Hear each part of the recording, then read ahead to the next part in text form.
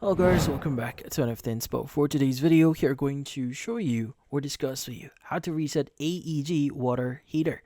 So if you're interested, let's get started. So you might be wondering, how do you exactly reset your AEG water heater here? So there are a few things that you need to do. So first things first, for safety reasons, you want to turn off the water heater itself. So turn off your water heater by either pressing the power button on the actual unit, or you could go and switch off the control panel.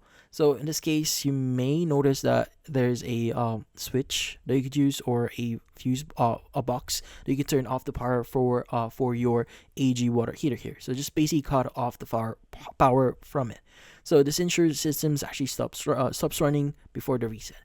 Now, from then on, you want to unplug the heater from the power outlet if you can. And if your unit is hardwired here, again, switch off the circuit breaker here that supplies power to it. Now, from then on, you want to wait for about like 5 to 10 minutes here. So in this case, give the system some time, in this case, to fully reset. So this allows the entire components to discharge the remaining electrical power or power inside it, and basically refresh its system. Now, once 5 to 10 minutes or more, like if you can wait like an hour, go ahead. You want to plug the heater back into the power outlet. And if it's hardwired, you want to turn the circuit breaker back on. Now, check if the heater is not working properly. Now, if necessary, you may want to reset the temperature settings to your desired level. And in this case, that's about it. So hopefully this video was able to help you like and subscribe to NFT Inspo.